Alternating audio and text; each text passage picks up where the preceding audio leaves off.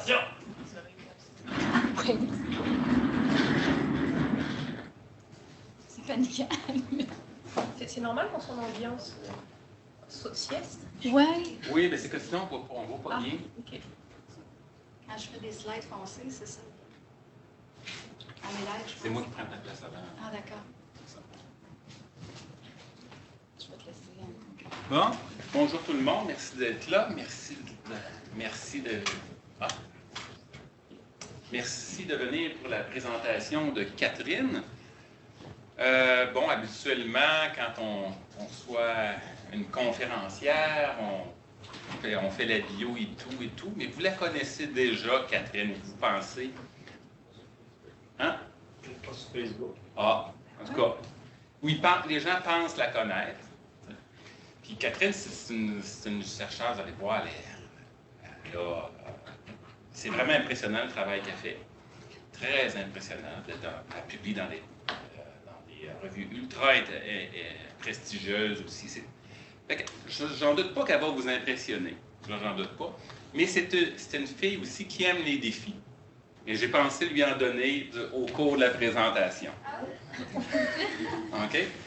Donc, le défi que j'ai pour elle, c'est de répondre à quelques questions, d'insérer ça au cours de ta présentation. Facile. Facile, OK. OK. Mais au cours, pas là. Je veux pas que tu me répondes là. Non, OK, on va t'évaluer après. OK. J'aimerais t'expliquer pourquoi que ta maison est infestée de mouches à fruits. Faut que je fasse ça dans le temps. Oui, c'est ça. C'est une fille de défi. OK? Pourquoi il y a une collection de cadavres d'animaux dans les murs de ta maison? OK? Et en tant que biologiste de la conservation, pourquoi peux-tu dévorer sans scrupule l'unique homard reproducteur d'un récif?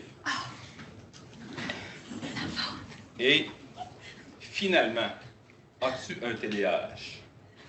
Pas de H. On te laisse. OK, super. Faut-tu répondre à ça, Dan? J'espère qu'on t'a pas... Non, je t'ai pas tu m'as pas déstabilisé. déstabilisé du tout. Non, OK. Et Angèle, je t'en prie. Ben, bonjour, je vais essayer de répondre à toutes ces questions-là. Peut-être la première slide va être appropriée pour certaines réponses. Donc, on va commencer. Donc, aujourd'hui, je vais vous parler... quand j'ai fait mon entrevue d'embauche ici à l'ISPOR, j'ai parlé de tout sauf de ce qui m'intéressait sur le moment, donc l'écologie des réservoirs. Donc, on va faire le full circle aujourd'hui. Donc, je vais pouvoir vous parler un petit peu plus de mes intérêts de recherche dans les dernières années et actuellement. Ça, je trouve ça intéressant pour les étudiants de voir qu'un parcours académique, c'est pas une ligne droite. Moi, j'ai fait mon bac à Sherbrooke, maîtrise à l'UQTR, puis après ma maîtrise, moi, je suis allée travailler pendant 2 ans et demi, 3 ans chez Environnement Canada. Le milieu académique me manquait, donc je suis retournée à McGill pour faire mon doctorat. Après ça, j'ai enchaîné 2 postdocs. Je suis allée retravailler chez Hydro-Québec pour finalement avoir un travail comme prof à l'UQO. Donc, mon parcours est assez tortueux. Donc, j'ai alterné entre le milieu académique et le travail. J'ai travaillé sur vraiment plein d'écosystèmes différents aussi. Donc, c'est juste pour vous montrer que un chemin académique ou un chemin de carrière professionnelle, ben c'est pas une ligne droite. Donc, j'ai travaillé durant mon travail pour Environnement Canada, j'ai travaillé sur les milieux humides du Saint-Laurent.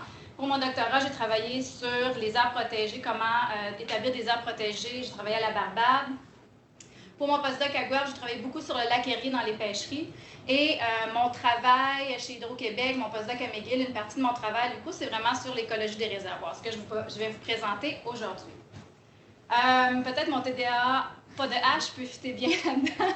Donc, vous voyez que mon parcours est aussi assez éclectique. Donc, ça fait peut-être partie d'un petit trouble d'attention dont je souffre, mais à très, très petite échelle quand même. Donc, une question de fait. C'est bon. Donc, bon, ça ne surprendra pas personne. Les barrages sont vraiment présents presque partout dans le monde. On vit vraiment une dualité importante présentement. On doit fournir de l'énergie à la Terre entière et l'énergie vient avec un certain coût écologique aussi. Donc, les barrages sont présents dans 59% des bassins versants. La taille des triangles ici représente la taille des réservoirs. Donc, ça, c'est ce qui est présent, les barrages existants présentement. Donc, vous voyez que il y en a quand même beaucoup. Ça, c'est ce qui s'en vient.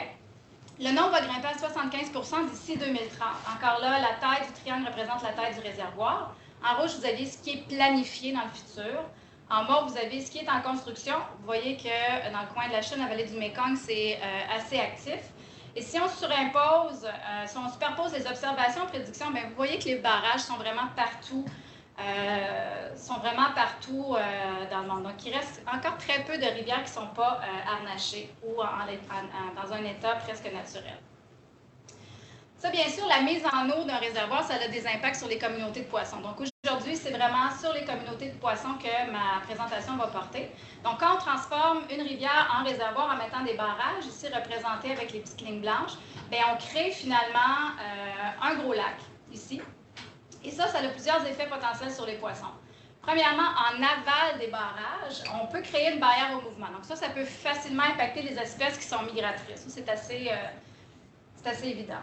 Un autre impact qui est relativement important, c'est qu'on transforme un milieu lotique, donc un milieu de rivière, en milieu lentique, donc un milieu beaucoup plus stagnant comme les lacs. Ça peut favoriser certaines espèces, comme les grands brochets, mais ça peut défavoriser certaines espèces qui favorisent vraiment les eaux rapides et qui étaient présentes dans les rivières. Un autre impact de la mise en eau des réservoirs et de la gestion des réservoirs, c'est le marnage hivernal, qu'on retrouve surtout ici en zone boréale et tempérée. Donc, on remplit le réservoir à presque sa maximum capacité durant l'automne. Et durant l'hiver, on descend. C'est notre batterie, notre réservoir, finalement. Donc, durant l'hiver, on descend le réservoir. Donc, on crée une zone de marnage, qui est finalement la zone représentée ici. Donc, c'est presque une zone stérile autour des barrages. Donc, en amont et en aval, on régule des niveaux d'eau et des débits et ça crée des zones qui sont un peu moins propices à la vie aquatique, surtout en zone littorale. Et le dernier impact sur les communautés de poissons, surtout en amont, c'est-à-dire dans le réservoir, c'est l'introduction d'espèces non natives. Ça peut se faire de deux façons. D'une façon directe, parce qu'on inonde plusieurs écosystèmes adjacents, donc on peut introduire certaines espèces qui n'étaient pas présentes naturellement dans le cours d'eau. Et d'une façon indirecte par la forte attraction des pêcheurs. Les réservoirs, ça attire énormément de pêcheurs. Et souvent, les pêcheurs vont se mettre à introduire d'une façon volontaire ou involontaire des espèces non natives. Donc, présentement, il y a un gros problème aux États-Unis, c'est que les achigans sont partout. Puis quand on introduit des achigans dans des écosystèmes aquatiques, ils se mettent à dominer et perturbent fortement le réseau trophique. Donc, en gros, c'est les gros impacts que peut avoir la mise en eau d'un réservoir, sur les poissons. Donc, les réservoirs sont considérés comme étant des nouveaux écosystèmes ou novel ecosystems. En anglais, c'est un terme qui est assez utilisé. Donc, ils sont tous assez récents. Ils ont presque tous moins de 100 ans, comparé à des lacs qui ont des dizaines de milliers d'années. C'est un système qui est aussi en évolution. Ce n'est ni une rivière, ni un lac. C'est vraiment une espèce d'écosystème en transition. Donc, la grande question qu'on se pose, c'est comment les poissons vont s'adapter à tous ces changements-là, quand, où et comment. Donc, une de mes grandes questions, une des grandes questions qui m'intéressait, c'était de voir si l'effet de la mise en eau des barrages était comparable entre les grands biomes. Donc, les grands biomes, j'entends ici la zone boréale, la zone tempérée et la zone tropicale. C'est important parce que la richesse, donc le nombre d'espèces qu'on retrouve dans ces écosystèmes-là varie énormément. Donc, en écosystème boréal, on a entre 10 et 20 espèces de poissons. Quand on s'en va en tempéré, on monte ça à plus de 500. Et quand on s'en va en tropical, on a plus de 4000 espèces. Ça, c'est pas juste dans un seul ruisseau. C'est bien distribué un petit peu partout dans les écosystèmes tropicaux. Donc, ça peut être intéressant de comprendre si le patron, les patrons observés quand on fait la mise en eau des réservoirs sont similaires entre les grands biomes, à travers les différentes latitudes. Donc, pour répondre à cette question-là, j'ai fait une synthèse de la littérature puis une méta-analyse. Donc, j'ai consulté beaucoup de papiers, donc presque 700 papiers, et seulement 10 répondaient à mes critères de recherche. Donc, mes critères de recherche, ça voulait dire des bonnes données non biaisées sur la communauté de poissons. De ces références-là, j'ai extrait 37 études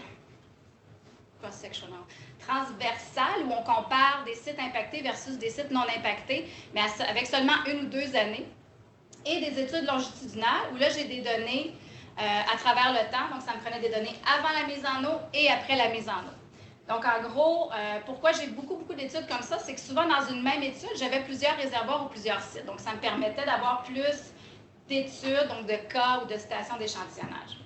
Donc, ça correspond à beaucoup de poissons, beaucoup de réservoirs, et tout ça, c'est distribué dans à peu près 19 pays. Je ne sais pas où je vais fuiter toutes tes questions. Là, je pense. Au pire, ça sera, posez-moi ces questions-là à la fin, puis on va régler le problème.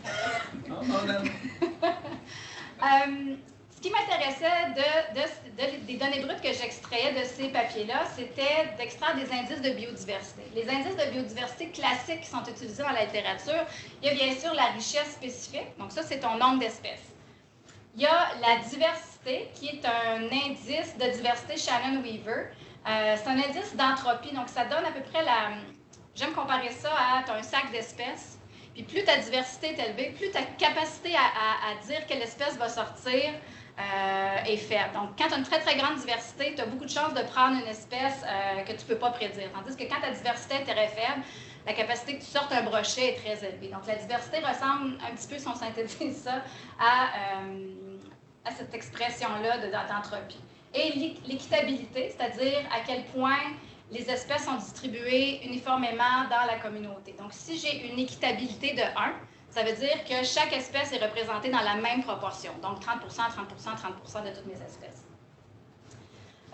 Et j'ai réussi aussi à extraire des indices de biodiversité un petit peu plus avancés et qui correspondent bien à des problématiques qui ont été observées dans les réservoirs. Et qui correspondent à des indices de biodiversité qui correspondent à des changements dans l'assemblage des espèces. Donc, ce qui m'intéressait, c'était de voir si les espèces non natives augmentaient dans les réservoirs. Il est aussi émis que la position trophique, donc dans nos réservoirs, il semblerait qu'on devient de plus en plus prédateur. Donc, les espèces prédatrices sembleraient dominer. Donc, je voulais voir si la position trophique, c'est-à-dire où l'animal se situe dans la chaîne alimentaire, changeait dans les réservoirs. Donc, à titre d'exemple, ici, le brochet, qui est un gros prédateur, a une position trophique d'environ 4,1 versus un meunier qui a à peu près une position trophique de 2,1. Lui se nourrit de benthos et de bouettes. Ce qui m'intéressait aussi, c'est de voir si la proportion de généralistes versus la proportion d'espèces rivières spécifiques changeait. Donc, mon hypothèse était que la proportion de généralistes devrait augmenter et la proportion, finalement, d'espèces fluviales spécialistes devrait diminuer.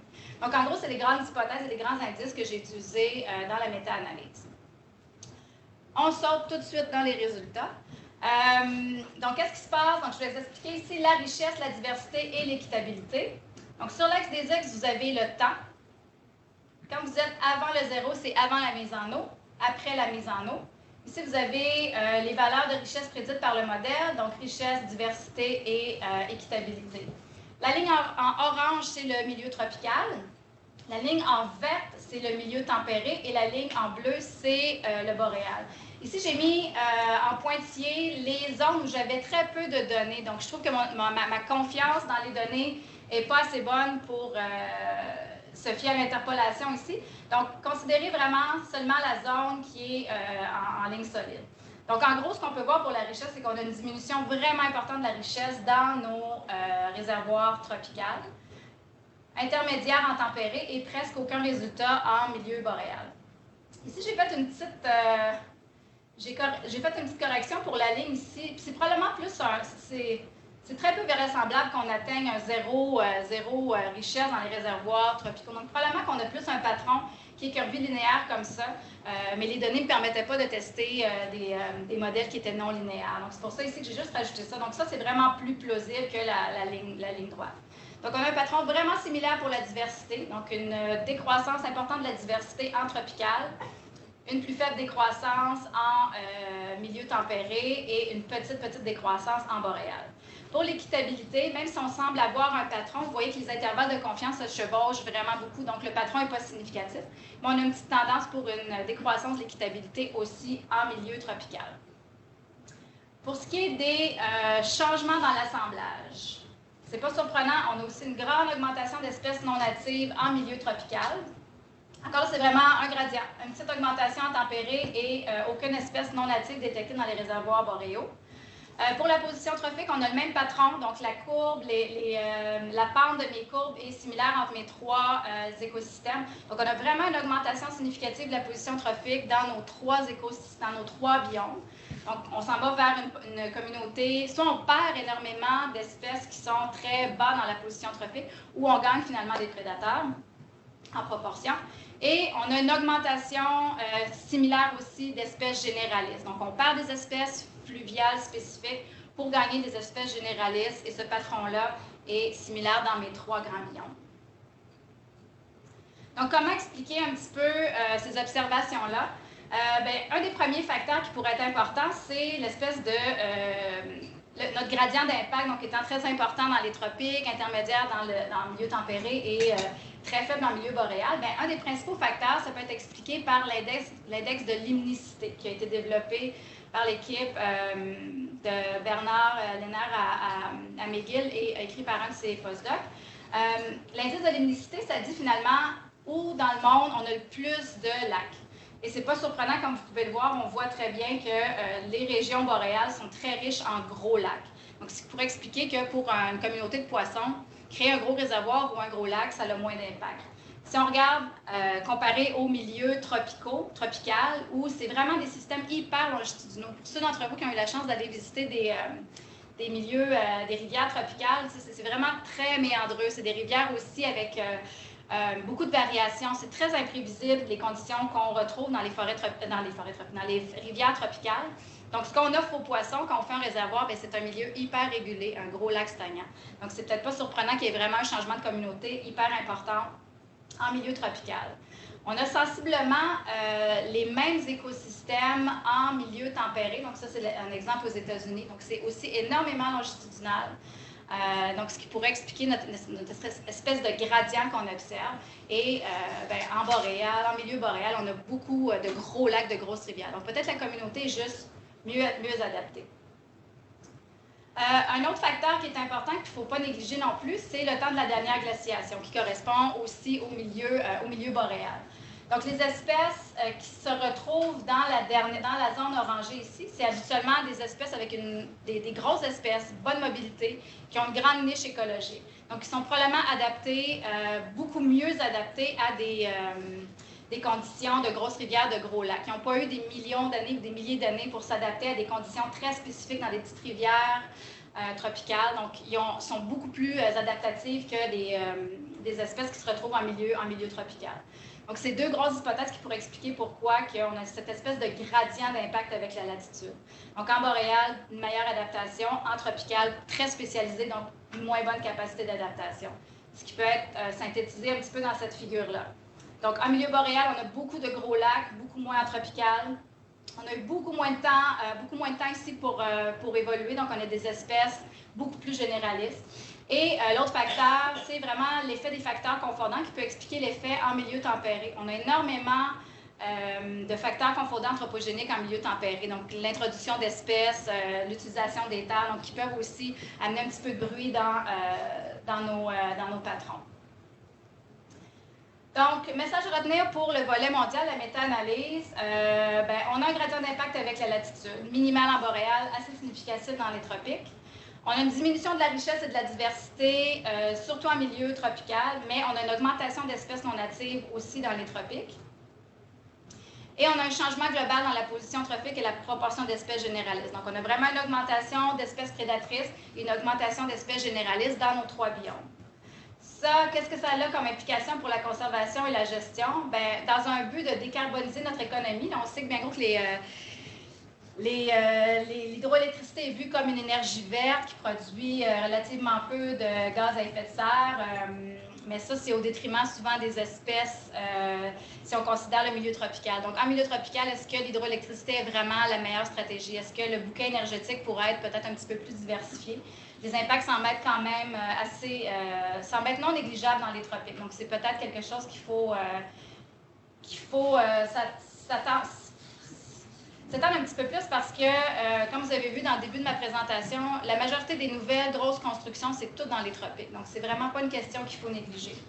Il faut aussi être un petit peu prudent avec les prédictions dans les régions tropicales parce que les réservoirs des régions tropicales sont récents. C'est des jeunes réservoirs, donc on a très peu de temps pour évaluer leur impact comparé à des réservoirs en milieu tempéré et boréaux où on a 20, 30, 40 ans de données. Donc la courte durée des études nous donne un état qui n'est probablement pas stable présentement. Donc il faut juste être un peu plus prudent.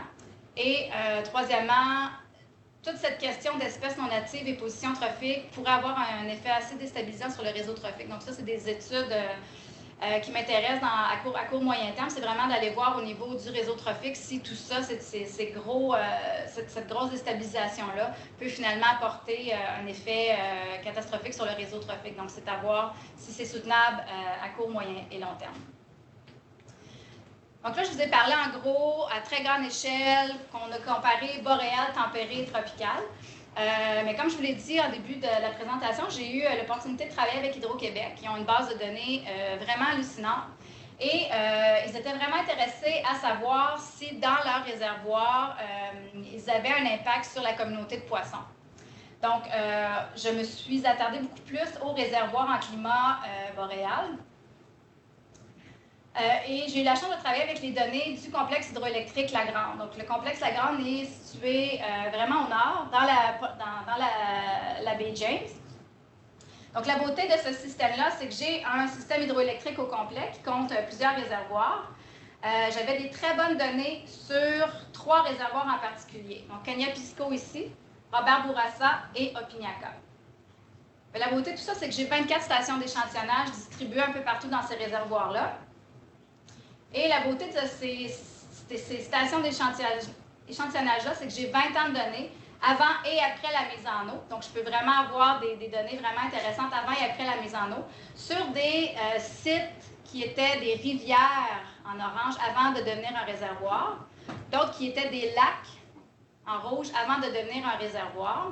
J'ai également un site de référence pour chaque réservoir et des stations d'échantillonnage qui sont en aval. Donc, j'ai aval, amont, différentes catégories de sections en amont. Donc, vous voyez que c'est quand même une base de données très complexe. Pour toutes ces stations d'échantillonnage-là, j'ai aussi des données sur la qualité de l'eau. Et la beauté de tout ça, c'est que j'ai très peu de facteurs confondants à la baie James. Donc, ce que je mesure sur ma communauté de poissons, c'est véritablement l'effet de l'hydroélectricité. Donc, les grandes questions de recherche à l'échelle beaucoup plus locale, je dis locale, mais c'est quasiment la grosseur du Nouveau-Brunswick, c'est pas négligeable. Donc, c'était de voir si ma biodiversité, mes patrons de biodiversité étaient comparables à mes 3 échelles, donc à l'échelle du complexe, du réservoir et de la station. Est-ce que j'observais des changements de diversité bêta dans le temps et l'espace? Donc, je vais vous expliquer un peu plus loin qu'est-ce que j'entends par diversité bêta. Et est-ce que j'observais aussi des changements dans l'assemblage des espèces à mon échelle plus locale? Donc, là, je vais vous présenter les données à l'échelle du complexe, mais c'était parfaitement, donc j'avais un parfait upscaling, downscaling entre mes 3 échelles. Donc, les patrons observés à l'échelle du complexe étaient observés à l'échelle du réservoir et à l'échelle de la station. Donc, je n'avais pas vraiment de patron très clair. Ce qui m'intéressait aussi à ce niveau-là, c'était de comparer mes sites qui étaient impactés en jaune versus mes sites de référence en bleu. Ça s'interprète comme les graphiques plus tôt. Donc, ce qui est avant la ligne de 0, c'est avant la mise en eau. Après la mise en eau, ici, on a la richesse. Donc, ce qu'on peut conclure, même s'il semble avoir une petite tendance à une perte de richesse dans mes stations impactées, donc tout ce qui était downstream, upstream, on se rend compte que ça l'overlap, ça se superpose parfaitement avec l'intervalle de confiance de mes sites de référence. Donc, on ne peut pas conclure à un effet significatif de perte de richesse dans nos réservoirs. Ce qui m'intéressait aussi, c'est de déconstruire un peu ça, d'exploser le patron et de voir si on avait peut-être plus de tendance dans les stations qui étaient en aval, en rouge, ou en amont, en jaune. Et encore là, les intervalles de confiance se chevauchent, il n'y a pas de patron. Et même si on explose encore les stations qui étaient des lacs avant d'être le réservoir et des rivières avant d'être des réservoirs, on se rend compte qu'il n'y a pas vraiment de patron significatif. Donc, décomposer, exploser de toutes les façons possibles, il n'y a pas de patron significatif de perte de richesse, malgré le fait qu'on a une petite tendance surtout en aval des barrages. Bon, patron similaire pour la diversité et l'équitabilité. Donc, je ne sais pas combien d'entre vous connaissent ce que c'est la bêta, la diversité bêta. Donc, on va faire un petit cours de bêta diversité 101, 101. Donc, la diversité bêta, c'est vraiment le ratio entre la diversité régionale et la diversité locale, dont alpha. Tu peux l'interpréter comme un taux de changement dans la composition des espèces. Donc, ici, j'ai donné 2 exemples. Donc, on a la diversité régionale ici dans les grosses boîtes oranges. Donc, on a une diversité régionale ici de 3 espèces. Dans chaque petite boîte locale, on a aussi une diversité alpha de 3 espèces. Donc, ma bêta diversité est de 1. Donc, il n'y a pas de changement entre mes sites dans ma diversité bêta. Donc, le changement est, ma bêta diversité est de 1, ce qui équivaut à pas de changement. Ici, au niveau régional, on a finalement un gamma régional de 9, un alpha de 3 partout, mais on a un bêta de 3 parce qu'à chaque site, à chaque communauté, on change complètement d'espèce. Donc, en gros, la bêta diversité vous donne l'espèce de taux de changement dans la composition des espèces. On peut l'avoir dans le temps, dans l'espace et un beau petit melting pot des deux. Ça a été développé, ces mesures de biodiversité dans le temps et dans l'espace ont été développées par Pierre Legendre. Je ne sais pas s'il y a des gens qui viennent de l'Université de Montréal, mais c'est vraiment le gourou des biostats mondial, je dis. Puis il a développé des indices de diversité bêta dans le temps et dans l'espace. Ils les appellent les LCBD, c'est Local Component of Beta Diversity. Et puis, je l'ai calculé, je vous l'ai représenté ici. Donc, on a nos sites de référence ici en vert. En bleu, vous avez les stations en aval. En amont, ici, si j'étais une rivière ou si j'étais un lac avant. Donc, je voulais juste présenter ici comme ça parce que vous allez voir, là, je ne veux pas vous faire une crise d'épilepsie parce que ça devient un peu intense quand on se met à présenter les résultats. Et vous avez avant la mise en eau, après la mise en eau.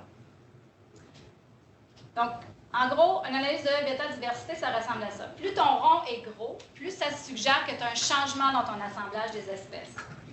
L'assemblage est significatif quand le rond est assez gros, et j'ai mis en blanc les ronds qui sont significatifs finalement. Donc, vous voyez qu'à l'échelle du complexe, à l'échelle du complexe, il n'y a pas énormément de mesures de bêta-diversité qui semblent significatives. Donc, on se serait attendu probablement à beaucoup plus d'impact tout de suite après la mise en eau ou durant la mise en eau dans l'assemblage des espèces. Mais ce qu'on peut voir à l'échelle du complexe, c'est que la diversité bêta est vraiment stable dans le temps et dans l'espace, à l'échelle du complexe et des réservoirs. Mais j'avais l'impression qu'il y avait quelque chose qui se passait. Donc, j'ai refait l'analyse, mais en utilisant chaque station d'échantillonnage comme étant indépendante. Et on a le résultat suivant. Donc, on se rend compte qu'il y a beaucoup plus de variables, de sites qui sont significatifs, presque tout de suite après la mise en eau. Donc, je ne vais pas vous faire comme je vous disais, une crise d'épilepsie, mais si on revient en avant et en arrière. Donc, on se rend compte qu'il y a beaucoup plus de sites dans le temps et dans l'espace qui sont significatifs presque immédiatement après la mise en eau. Ce qui suggère vraiment que le barrage, donc la mise en eau, semble avoir une espèce sur la diversité bêta des poissons. Et un patron qui est important, c'est que là, l'échelle est importante ici. Donc, si on change d'échelle, que ce soit complexe, réservoir, station d'échantillonnage, on voit vraiment des patrons qui sont différents. Donc, c'est important de bien considérer l'échelle d'échantillonnage quand vient le temps de faire des recommandations et de prendre les données, finalement. Donc, si on représente un peu l'impact de la mise en eau sur l'assemblage des espèces, ça peut ressembler à ça. Donc, ça, c'est l'exemple dans Robert Bourassa. Donc, vous avez chaque espèce représentée avec une couleur différente. Donc, la mise en eau s'est faite ici. Donc, ce qu'on peut voir, c'est qu'on gagne énormément de brochets. Donc, le brochet faisait une toute petite partie de la communauté avant la mise en eau et devient extrêmement dominant après la mise en eau. Les corégonidés, ici on a le grand corégone qui domine énormément aussi après la mise en eau. Et c'est 2 espèces qui sont habituellement associées à des conditions de lac. On perd aussi nos meuniers qui sont habituellement associés à des conditions de rivière. Ça, Hydro-Québec était bien content de ne pas le perdre parce que pour les Premières Nations, les corégonidés sont super importants. Donc, si on avait perdu le grand corégone et le cisco, ça aurait pu être vraiment problématique pour les Premières Nations qui, c'est vraiment une pêche de subsistance et culturelle pour eux. Et ce qui m'intéressait aussi dans toute cette histoire-là, c'était de voir qu'est-ce qui expliquait le changement dans l'assemblage de mes espèces. Encore là, le groupe de M. Legendre a développé une technique qui s'appelle le partitionnement de la variance. Ça permet de voir quelle proportion de le changement dans la communauté est expliqué par différentes matrices. Donc, ce qui m'intéressait, c'était de voir si le temps avait un impact. Donc, le temps, après la mise en eau ici, est-ce que le temps avait un impact sur ma communauté? C'est pas mal le facteur qui m'intéressait le plus parce que c'est vraiment le facteur qui me dit si la mise en eau a eu un impact. Ça m'intéressait aussi de voir si la qualité de l'eau, le changement dans la qualité de l'eau avait pu influencer finalement le changement dans l'assemblage des espèces. Mais vous pouvez vite constater que le temps et qualité de l'eau ne sont pas parfaitement indépendants parce que si la qualité de l'eau change en fonction du temps, ça va être confondant. Mais la beauté de la partition de la variance, c'est que l'effet partagé entre ces deux matrices-là peut aussi être comptabilisé. Donc, si les deux expliquent une variation qui est vraiment superposée, on va le voir dans le partitionnement de la variance.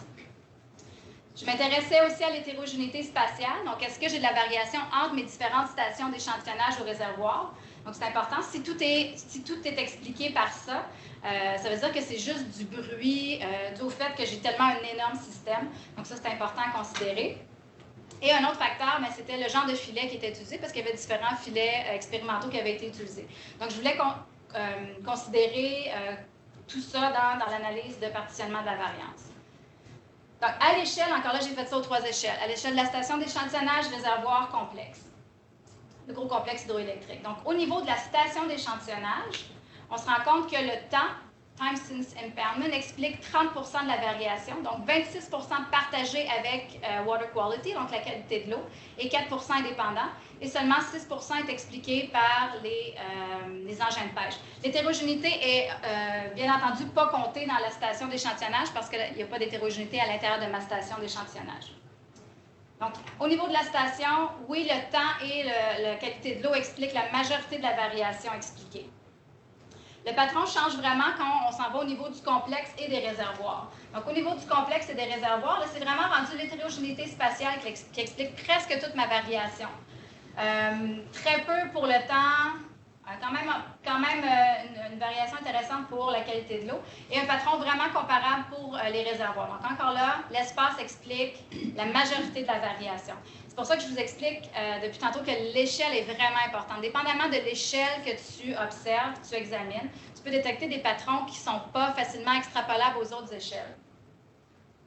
Donc, à l'échelle de la station, je suis vraiment capable d'aller détecter des patrons très fins dans l'assemblage des espèces, mais dès que j'augmente d'échelle, au niveau du réservoir où j'ai plusieurs stations, il y a tellement de variations à l'intérieur de mes stations que c'est ça que je capture dans mon changement dans l'assemblage des espèces et plus l'effet de la mise en eau.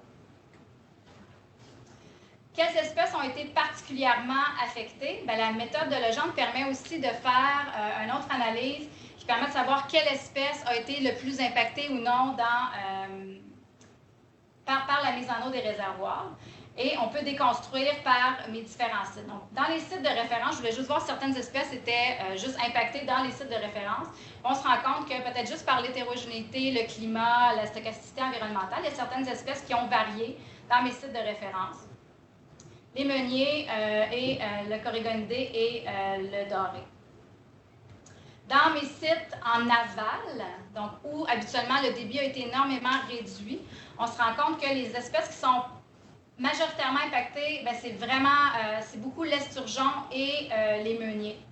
Un petit peu le doré. Ça, c'est pas surprenant. Il y a vraiment une perte importante du débit en aval des réservoirs.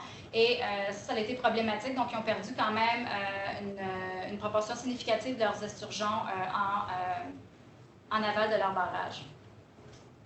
En amont, on a une réduction importante des meuniers.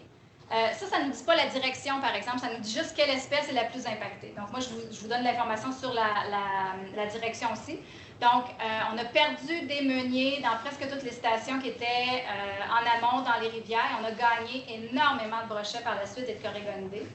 Et patrons vraiment similaires pour les stations qui étaient des lacs avant d'être le gros réservoir.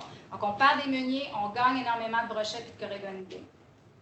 Donc, si on superpose ça tout ensemble, on se rend compte qu'il y a vraiment des axes, il y a vraiment certaines espèces qui sont vraiment plus impactées par la mise en eau des réservoirs. Donc, les meuniers, le corégonidé et les brochets. Donc, c'est vraiment les espèces qui semblent jouer le plus lorsqu'on fait la mise en eau de réservoir. Donc, message à retenir pour le volet. Je n'aurais pas réussi à tout répondre à tes questions, mais ça ne fait tellement pas avec les poissons. des cadavres Je suis dans mes murs. déçu. Je suis déçu. Donc, message à retenir. Puis ça, je m'en souviens pas que j'ai parlé de cadavres dans mes murs. Il va falloir qu'on s'en parle. Donc, message à retenir au volet local. On n'observe pas les changements de biodiversité, donc de richesse, de diversité et d'équitabilité à mes 3 échelles spatiales. Cependant, on observe un changement dans l'assemblage des espèces en réponse à la mise en eau, et ça, surtout quand on regarde au niveau de la station d'échantillonnage. Et je vais marteler le message encore, les échelles sont vraiment importantes parce que dépendamment de la question que tu veux répondre, on a des patrons qui peuvent être vraiment différents aux différentes échelles qu'on examine. Donc, quelles sont les implications de conservation? Bien, on peut statuer suite à la méta-analyse et l'échelle locale que la communauté de poissons en région boréale semble assez résiliente à la mise en eau. Donc, on ne perd pas de façon significative des espèces, mais on a un changement sur l'assemblage. Donc là, on a un débat qui est nécessaire afin de faire des mesures de mitigation. Donc, est-ce qu'on veut vraiment protéger les meuniers? Peut-être pas. Si ça avait été des poissons d'importance pour les Premières Nations, ça aurait peut-être été un petit peu plus... on fait des grosses mesures de mitigation présentement pour les saumons de l'Atlantique dans les réservoirs. C'est parce que ça a une valeur récréative, une valeur importante pour les Québécois et pour les Premières Nations. Donc là, on faut vraiment... ce débat-là est nécessaire à savoir quelle espèce on veut préserver dans nos réservoirs. Et encore là, les mesures et les analyses doivent être faites et interprétées à la bonne échelle. Donc, si Hydro-Québec voulait répondre à la question « Est-ce qu'on a un impact sur les communautés de poissons? » Bien oui, on a un impact qui est détectable seulement au niveau de l'échelle d'échantillonnage. Donc, si je mesure à l'échelle du réservoir, bien, je ne serai pas capable de voir ces impacts-là. Donc, c'est très important pour eux de faire cette distinction-là. Bon, remerciement rapide, c'est pas possible de faire des études comme ça sans du bon financement et du support de laboratoire. Les gens de chez Hydro-Québec ont été hyper accueillants. Et j'ai travaillé aussi en étroite collaboration avec les gens de l'École polytechnique qui vont permettre d'appliquer tous ces résultats-là dans des analyses de cycle de vie. Donc, pour donner un poids écologique à la production d'hydroélectricité. Donc, c'est un beau spin-off des résultats. Donc, je suis prête à prendre vos questions. C'est pas pire, j'ai respecté le temps. Mais je n'ai pas répondu à toutes les questions.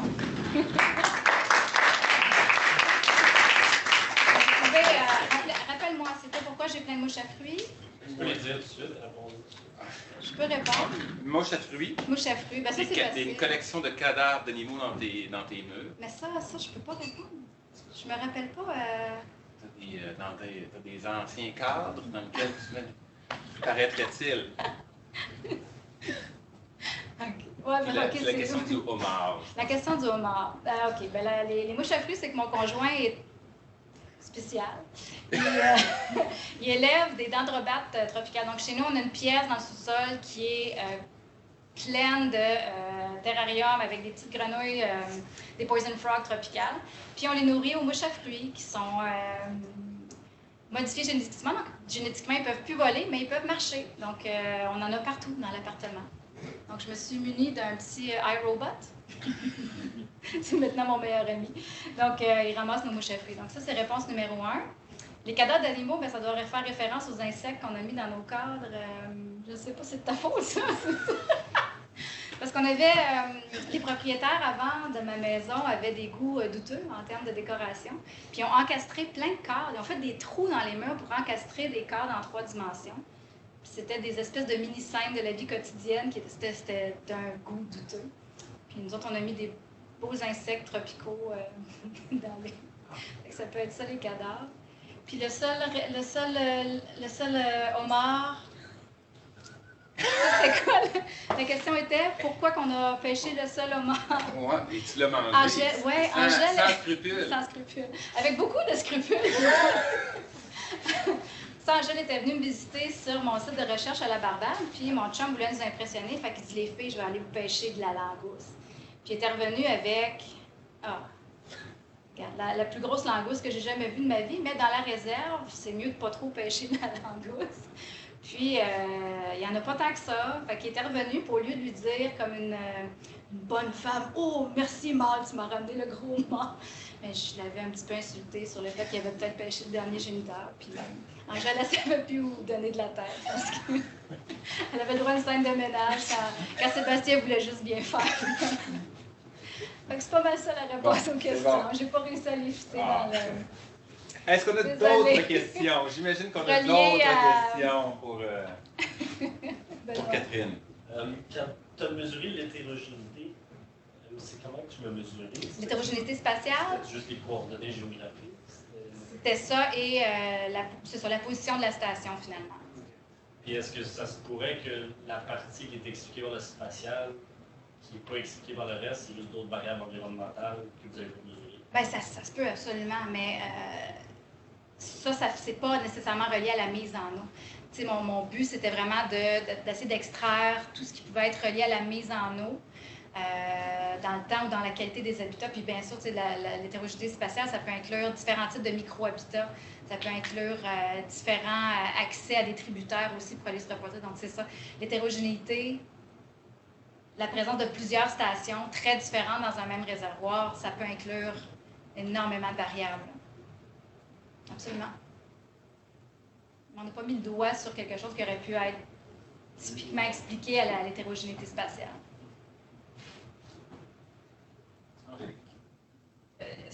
J'en reviens à cette question-là. Ça revient à dire que c'est ça, essentiellement.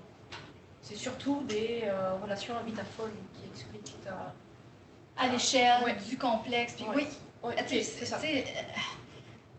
Robert Bourassa, le réservoir Robert Bourassa, c'est une mer intérieure. Fait que, tu sais, c'est une station qui est prise un peu partout. Il y a des stations qui sont typiques d'un milieu très proche du littoral, d'autres qui sont presque maintenant dans le milieu du réservoir. Donc, c'est des milieux hyper hétérogènes à la base aussi. Donc, le but de capturer toute cette hétérogénéité-là, c'était justement d'aller chercher des habitats très différents. Donc, il y avait un but à l'intérieur, il y avait un but derrière ça, mais ça l'amène aussi beaucoup de bruit.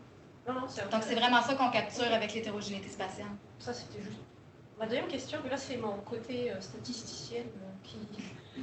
Tu as fait, si je comprends bien, par exemple, à l'échelle du complexe. Oui. Tu as fait une analyse de partition avec une base de données de 3 lignes. C'est ça? Non, de toutes mes stations. Comment je l'ai fait? Non, de toutes mes stations, mais toutes ensemble. Pas par station. Je reviendrai te voir, ça m'intrigue. Je comprends pas comment. J'arrive pas à le visualiser. OK, c'est bon. C'est que tout était mergé ensemble. C'était pas au niveau de la station. Puis au niveau des réservoirs, je faisais une moyenne sur mes réservoirs, puis je regardais vraiment ce qui était. Réservoir 1, t'as tes chiffres, réservoir 2, Ouais. t'as tes chiffres, donc t'as que 3 lignes.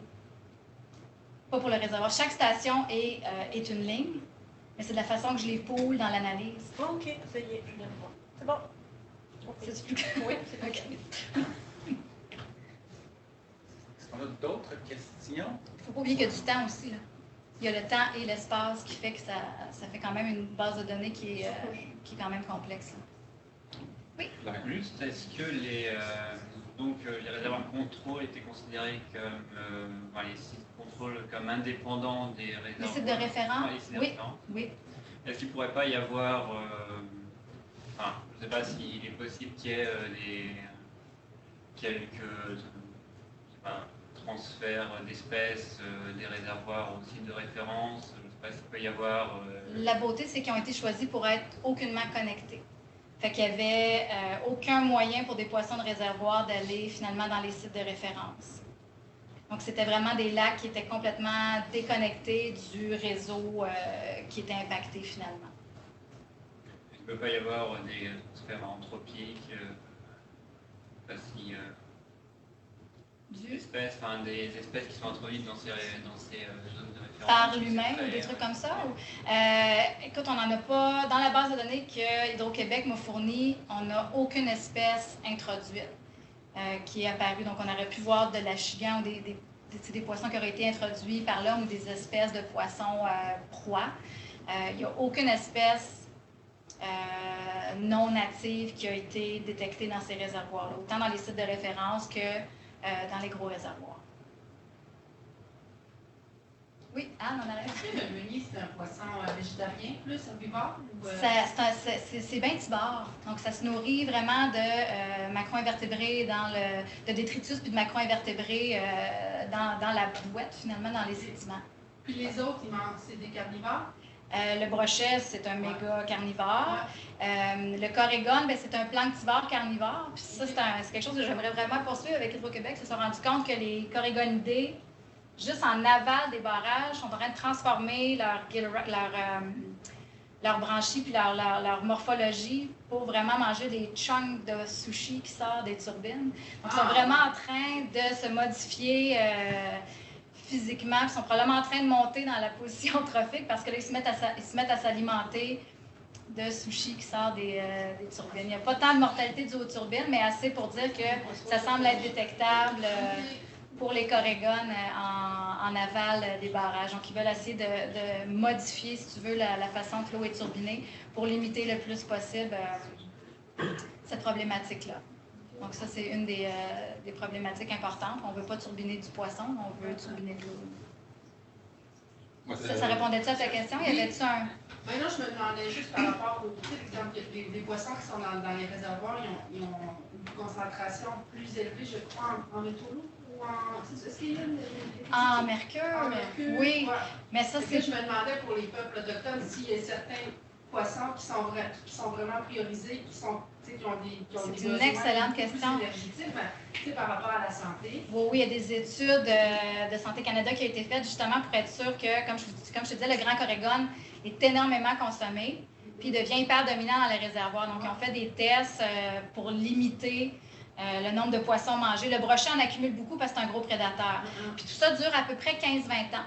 Après 15-20 ans, le réservoir revient à des niveaux de mercure totalement comparables à ce qui était la rivière avant. Okay. Le brochet concentre beaucoup plus parce que c'est un gros carnivore. Et le corégone concentre vraiment très peu. Donc, la limite au nombre de corégones qui peut être mangé était quand même pas trop limitante, justement, pour les Premières Nations. Donc, ça, c'est un fait très important. Moi, j'avais une question. Tu parlais tout à l'heure, vers la fin, en termes de biodiversité, est-ce que ça vaut la peine de protéger le meunier? Mais il semble y avoir une fonction écologique distincte. Je dirais, dans notre écologie forestière, on ne se poserait pas la question. Il ne disparaît pas complètement. Oui, mais on ne se poserait pas la question, est-ce que ça vaut la peine? On dirait que ça vaut la peine, mais vu que ça a une fonction écologique. Le problème, c'est que quand tu te mets à faire des mesures de mitigation pour protéger des espèces qui ne vivent plus bien dans ce milieu-là, tu sais, il faut juste savoir, est-ce que c'est vraiment problématique dans ce nouvel écosystème-là que le meunier soit plus aussi dominant? Il est encore hyper dominant en aval des barrages. Donc, le meunier reste hyper dominant en aval des barrages. En amont des barrages, on a complètement transformé l'écosystème. On a un nouvel écosystème qui n'est plus une rivière, qui n'est plus un lac. Est-ce que c'est vraiment nécessaire d'investir des millions et des millions de dollars pour essayer de restaurer le meunier qui, de toute façon, ne pourra pas être restauré en amont parce que c'est des conditions qui sont juste plus propices à son plein développement et épanouissement. Donc, c'est vraiment une question à un moment donné où on met notre énergie. Là. On ne l'a pas complètement perdu. C'est plus un milieu favorable pour eux. Localement, ils sont moins abondants, mais d'une façon plus régionale, ils sont encore hyper abondants en amont et dans les tributaires. Donc, c'est vraiment, oui, c'est pas souhaitable qu'on perde, qu'on ait une moins bonne abondance de certaines espèces, mais où on la met notre énergie, là. Okay. C'est vraiment ça qui devient une question importante. Oui. Est-ce que vous regardez aussi plus haut en amont, là, il y a le réservoir? En amont du réservoir. En amont du réservoir, il y a-tu des... Vu que là, il y a comme plus de connectivité. C'est une rivière. Ça devient la rivière un peu plus naturelle. Là. Ça, sont pas allés, ils n'ont pas monté en amont du réservoir. Vous n'avez pas nécessairement fait d'évaluation de l'impact sur cette partie-là de l'écosystème? Non, Hydro-Québec n'a pas fait, mais dans la grosse méta-analyse, il y en avait quelques-uns. Et c'était hyper mitigé. Donc, on avait qui détectaient des impacts presque comparables à celui des réservoirs, puis d'autres qui détectaient vraiment plus rien. C'était considéré presque comme étant une rivière naturelle. C'est une question de biome? D'un biome plus sur un autre? C'est une question de biome, oui, parce que c'est presque juste en tempéré, pas en tropical, qu'il y avait des stations, mais il y en avait très peu. J'ai très, très peu de données où j'ai des stations en amont du réservoir. Donc, dans la rivière qui est considérée semi-naturelle, c'est une minorité. S'il est vraiment dominant en aval, mais qu'il y a des déclins là, ça peut peut-être avoir un impact à long terme sur l'aval. la disponibilité du meunier en aval. En aval du barrage. En Tu vois, aval. on a 20 ans de données. Puis il n'y a pas eu de changement. Tu sais, il est encore là en amont. En aval, on ne le sait pas, là, c'est ce qui se passe, mais il y a plein de tributaires aussi. Hein, c'est tout connecté. Donc, si elle est bien avant la mise en eau, en aval, en amont du barrage, il devrait aller quand même relativement. Là, c'est de la spéculation. Là. On n'a pas les données. Mais s'il est connecté avec d'autres tributaires, il devrait en théorie pas avoir de problème. Angélique, tu avais une question? Oui. Oui. Ta variance résiduelle est de 50% et plus. Puis si on repart dans les mécanismes de base qui structurent les communautés, on a les interactions entre espèces. Que tu testes pas, parce que bien entendu, bien souvent, c'est la galère.